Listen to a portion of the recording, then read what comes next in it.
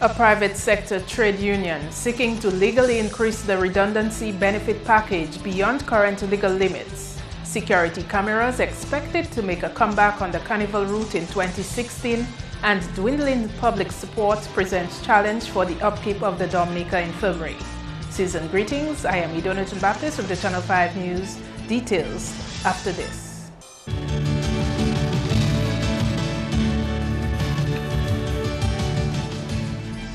Welcome back. We begin with one trade union which intends on making a proposal to government to have the ceiling removed on redundancy package for private sector employees.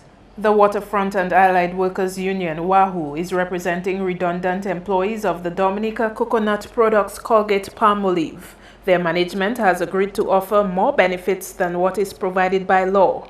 Head of WAHU, Curtis Augustus, says his trade union will use this example to ask the administration to review the current law in relation to redundancy packages. The company have accepted that those employees that qualify for the maximum of 52 weeks will in fact get that 52 weeks.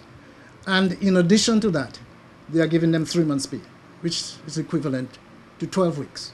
We are hoping that with what have transpired at DCP, that the administration would take a page from that and review that whole question of the ceiling. If they want to increase it, fine, but it should not remain at 52 weeks. It should be based on your length of service. Colgate-Palmolive, a manufacturer of soaps and detergents, announced the closure of the DCP plant in November, making 94 employees redundant. It was agreed that the company would start issuing payments by the 31st of December 2015. Augustus says his trade union has discussed the removal of the ceiling on redundancy packages with past labor relations ministers. He says government should be influenced to act on it based on the experience coming out of DCP. It is unfair to workers that have given in excess of 22 years service to any company to be only paid for 22. That means if you have worked for 30 years with a company, you would be disadvantaged to the point of 24 weeks pay. So what we are seeking to do is to get the administration to take off that ceiling. So if you work for 30 years, you would not get 52 weeks, but then you'll be getting 76 weeks pay, right? And if you go in excess of that, the quantum would increase. Well, the people of Boetica and the Dailies have finally gotten their promise for improved road access by government in time for the Christmas season. The Bailey Bridge proposed for the gorge has at last been installed. It was opened to traffic in time for Christmas Eve. 3 weeks ago, when Channel 5 News visited the project site, workers were stacking shipping containers on top of each other as a foundation to facilitate the installation of the bridge over the gorge. The Boetica to Dailies main road collapsed 200 feet following Tropical Storm Erica in August. A Bailey Bridge is a portable, prefabricated steel bridge used as a temporary solution to link traffic. Surveillance cameras or CCTVs will be installed on the Carnival route for the second year in a row. Closed-circuit television cameras are used for security purposes. Signals are monitored on the TV system according to where it is placed. We are in the process of installing CCTV in the city of Roseau and as far as even Portsmouth. We know that CCTV helps a lot. We can stay on the TV and see what's happening in New York, the Boston Marathon bombing and other areas in Europe where CCTV helped a lot in detecting certain things. We've done a survey. We had a survey done in conjunction with a member of the private sector around the city of Roseau to install CCTV. Last year, businessman Kimo Astafan invested $65,000 to install about 12 CCTV cameras on the Carnival route in Roseau.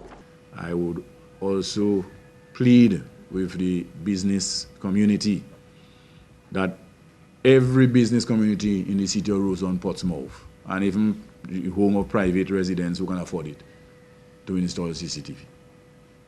Because what I seem to understand is there are some business places who can afford it in a better position to install, but they install it for themselves. I mean, if you're installing, remember your brother's keeper as well. And so put it a lat span that it can capture as much detail that it can capture. And not only capture detail, but capture real good vision. People made mention of constitutional rights and all kind of, but you know, if you become a dead man, you have no constitutional rights. Your rights are dead with you. In more police news, head of the Police Criminal Investigations Department said there have been several arrests through Crime Stoppers, but he's calling for more cooperation to solve crimes. The Crime Stoppers program encourages the public to share information about any crime through an anonymous call center based in Canada. The Crime Stoppers call center receives the information, completes the tips information form, makes initial inquiries, and then passes the information to the tips coordinator in Jacksonville, Florida. Police Superintendent Davidson Valerie is the country's liaison between Crime Stoppers and the police force. I am the recipient of the information that comes in terms of the crimes, where they are committed and the times they may have been committed. And clearly, as has been articulated, the callers are not identified. The information that comes in is relayed to the out district or to Roseau, wherever it is, and the police officers act. I think it has been reliable, very reliable. Superintendent Valerie says while information has been forthcoming, the police would like more public support to properly assist them in solving crimes. If we have a little more persons calling to Crime Stoppers and giving information, a lot more can be achieved in terms of our crime fighting results. But we have had a number of calls that have come in. We have had number of arrests done through Crime Stoppers. The last statistics since Crime Stoppers started indicated there were about 20 arrests. For this year, we have had 4 arrests. For the last period of this year, we've had 4 arrests. And that would include persons arrested and charged and persons arrested on suspicion. So we want to say that it has been effective. Recently, Crime Stoppers Dominica called on the public with information on the break-in at the DPP's office to call the 1-800-TIPS hotline or submit a tip at crimestoppersdominica.org. When a call is made to the hotline number and the information is received, it is electronically submitted to the police for their action. The call center does not have call display or electronic recording devices, and any tip submitted through their website is sent using software which is confidential. People are also eligible for monetary rewards from their local Crime Stoppers Board of Directors. Coming up, a weekend accident leaves 1 man nursing injuries. Stay with us.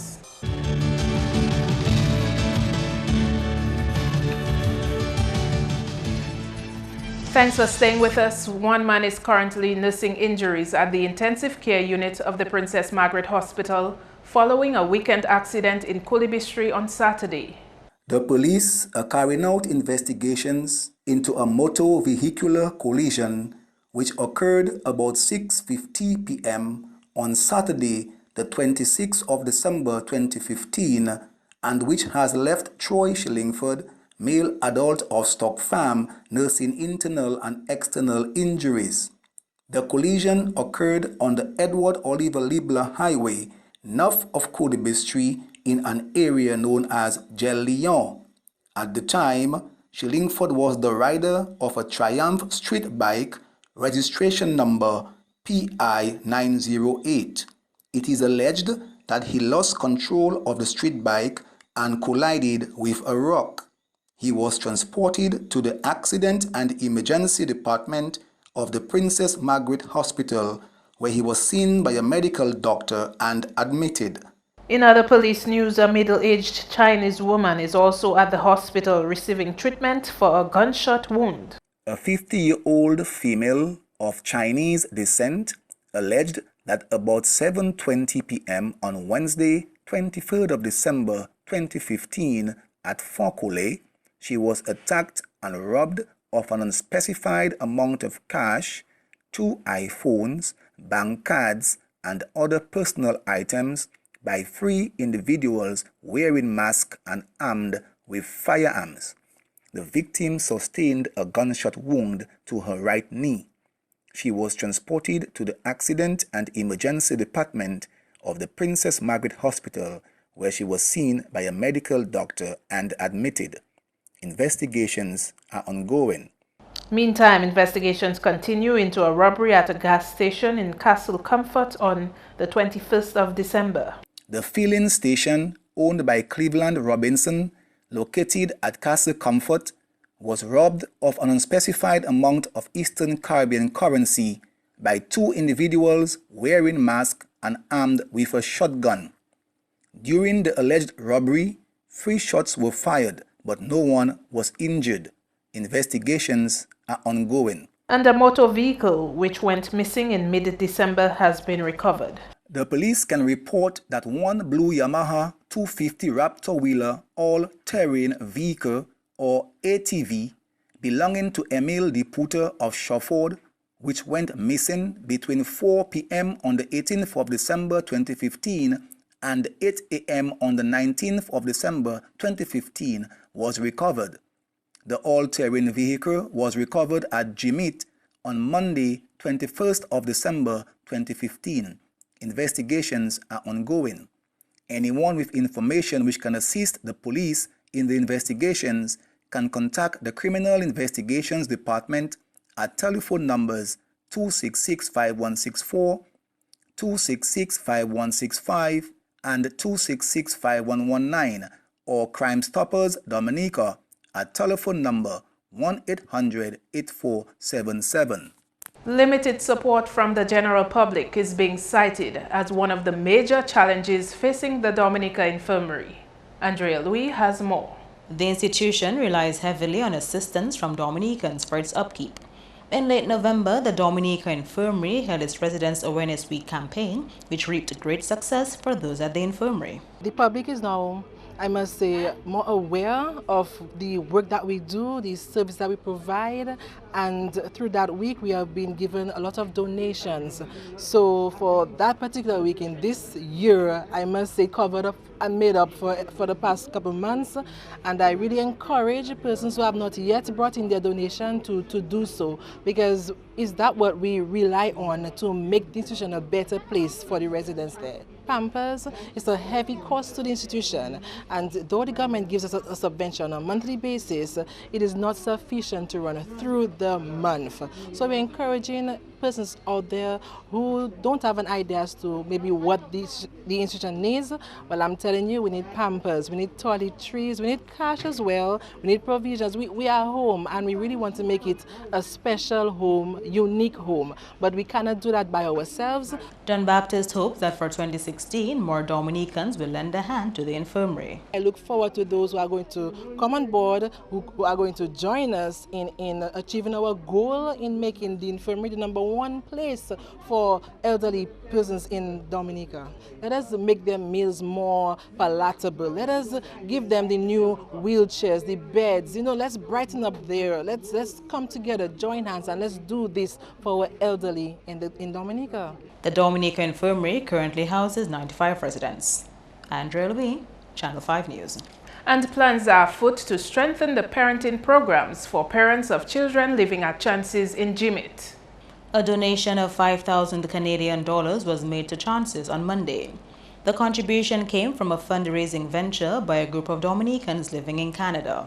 Today we are here to present a donation to Chances, and this is through a radio fund that was hosted by G98.7 radio station in Toronto. Me being a social worker, I work with children and youth. I have worked in residential homes before, and I know of the need for donation, especially when you have so many mouths to feed. There is always a need for food, clothing, anything possible. There is always a need. The money will help create a better environment for the children. We do not only work with children, but we work also with their families.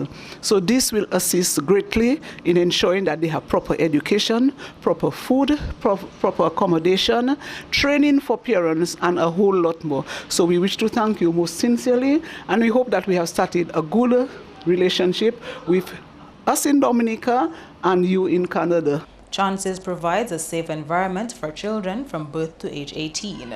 Chances currently caters to 17 children aged 2 to 17. Andrea Louis, Channel 5 News. That's news. Kenny Williams is next with your sports highlights.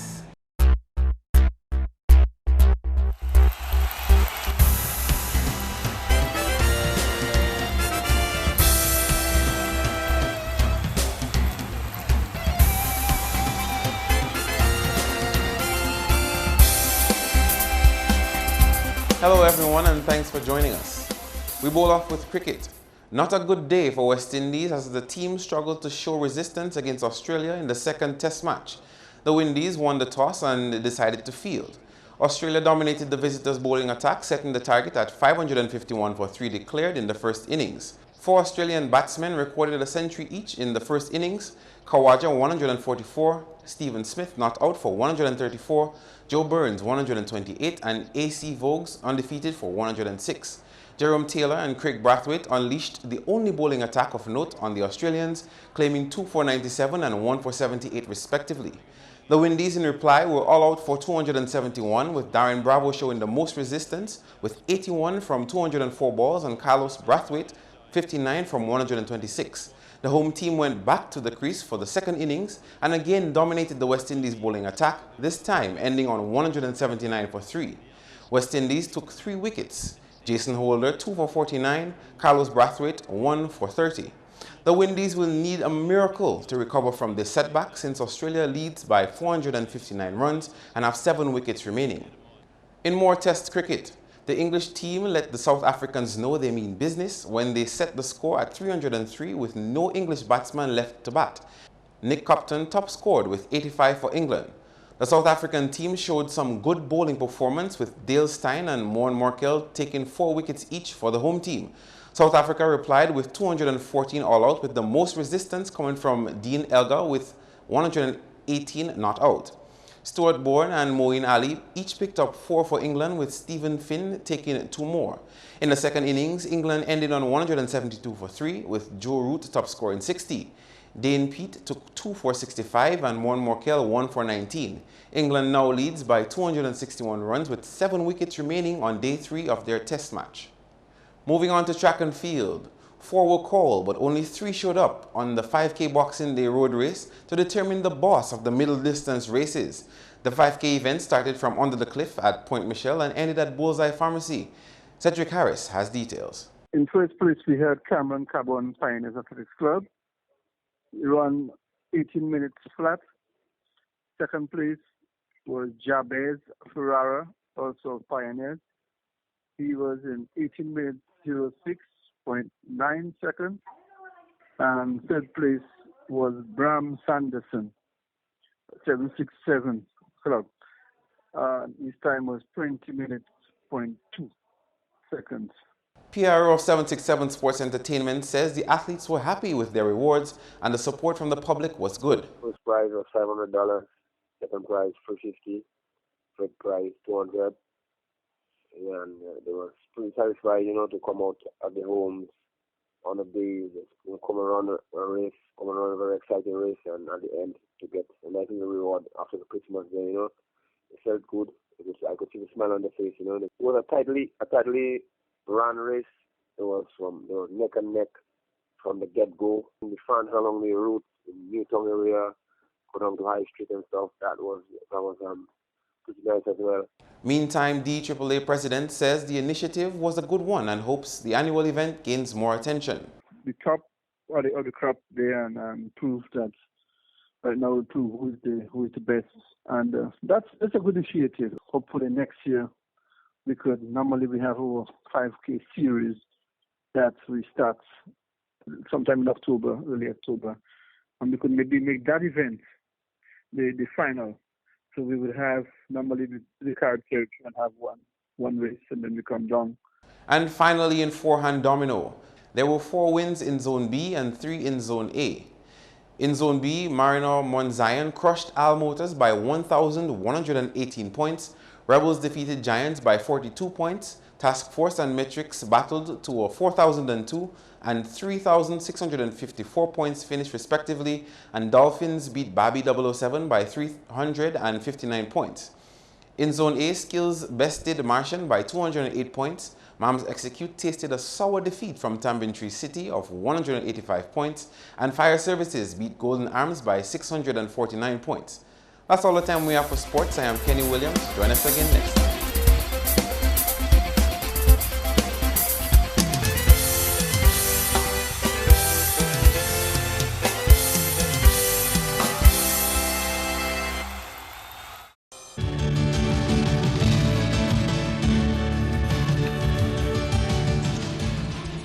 And will it be rain or sunshine on Tuesday? Our friends at the Met Office will tell us in the weather report next.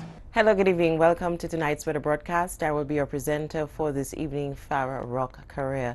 Again, the high pressure system remained the dominant feature, resulting in partly cloudy to cloudy skies across the region today.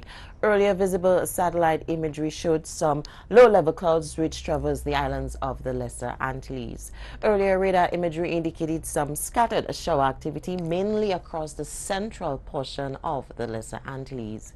The weather tonight is expected to be partly cloudy to cloudy at times and breezy with a few scattered showers. These conditions will persist into tomorrow. Small craft operators and sea bathers should continue to exercise caution. Sea conditions tomorrow is expected to be moderate and waves will be up to 8 feet. For the next 3 days, occasional cloudy skies with a few scattered showers are expected. Also, some breezy conditions will be maintained for the 3-day period. For the rest of the Caribbean tomorrow, occasional cloudy skies with some scattered showers are anticipated as a high pressure system will remain the dominant feature. The international city forecast, some beautiful sunny skies are expected in London and Beijing, some overcast skies with some showers in New York, and some partly cloudy conditions in Miami and Caracas. The sun will rise tomorrow at 6:31 a.m. and will set at 5:44 p.m. For more information, you can always visit our website at weather.gov.dm or call the weather hotline at 447-5555. Join us tomorrow evening for our next weather broadcast. Thank you. To end the news, the headlines again. A private sector trade union seeking to legally increase the redundancy benefit package beyond current legal limits. Security cameras likely to make a comeback on the Carnival route in 2016, and dwindling public support presents challenge for the upkeep of the Dominica Infirmary. Email us at news@mon28thDec2k15News.com. You can also access our past newscasts on our YouTube channel. On behalf of the production team, I am Idona Jean Baptiste. Thanks for watching. Join us again tomorrow.